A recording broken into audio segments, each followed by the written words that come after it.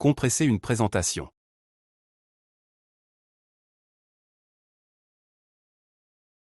Pour cette deuxième étape, je vous propose d'aller voir la taille du fichier. Si vous faites un clic bouton droit de la souris que vous allez dans le menu contextuel sur Propriétés, vous verrez que le fichier a une taille de 78,4 mégaoctets. C'est une taille qui est vraiment trop imposante pour être envoyée par exemple sur la messagerie. C'est lié au fait que toutes mes images, elles ont une taille très importante en taille de fichier. Comme il n'était pas concevable de les compresser une à une, comme dans le niveau 1, pour rappel. Faites un clic, bouton droit de la souris, compresser. Donc là, attention au type de fichier. Là, nous sommes à 9 mégaoctets. Donc là, il faut être sur du JPEG plutôt. Et là, on peut obtenir 97% de réduction. Donc, on ne va pas faire ça pour chaque image de diapo. Ça risquerait de prendre un certain temps. Ce que je vous propose, c'est d'aller dans le menu Outils et vous allez sur Réduire la présentation. Quand vous allez cliquer dessus, vous pouvez lire en phrase d'introduction que l'outil de réduction des présentations est utilisé pour réduire la taille du fichier de la présentation en cours. Les images seront compressées et les données qui ne sont plus nécessaires seront supprimées. À la dernière étape de l'assistant, vous pouvez choisir d'appliquer les modifications à la présentation actuelle ou de créer une nouvelle présentation optimisée. En dessous, vous avez la possibilité de paramétrer cette réduction de présentation par rapport à la destination.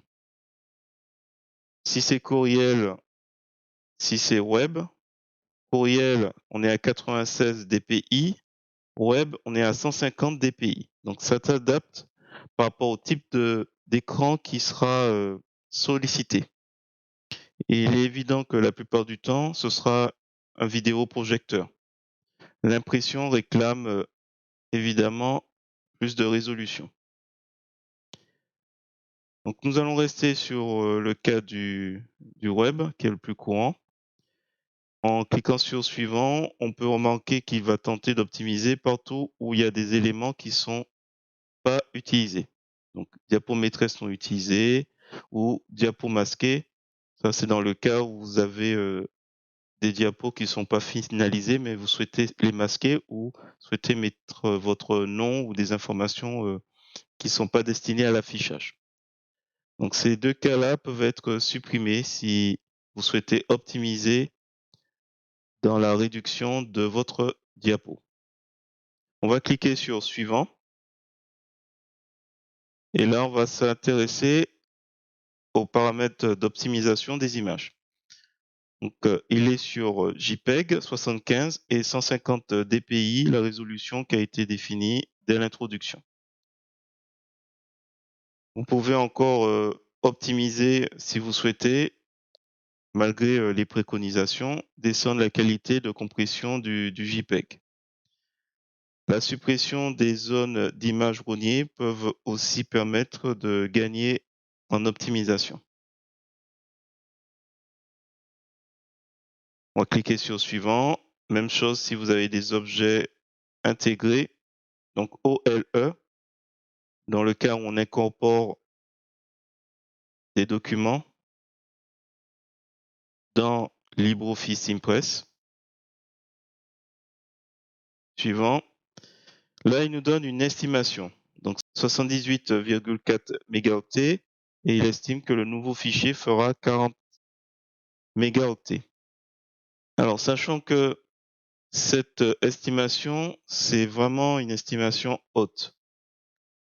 Il est déjà placé sur dupliquer. Vous pouvez toujours revenir sur image et réduire un petit peu sans descendre en dessous de 50, aux alentours de 55, 50%. On peut réduire encore. Et là, vous voyez, ça bouge. Mais ne vous fiez pas trop à ça. Vous pouvez appliquer les modifications à la présentation active. Ce qu'on va faire, c'est dupliquer pour avoir un comparatif. Vous allez voir, il estime à 36,9 mégaoctets le nouveau fichier. On peut, si on souhaite, enregistrer les paramètres qu'on a définis. On va terminer. On va l'enregistrer dans le même répertoire.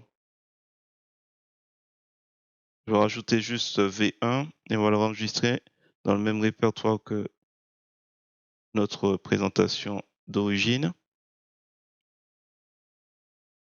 Et là, on remarque que c'était vraiment une estimation qui était très haute. Donc, on est descendu à 1,3 mégaoctets.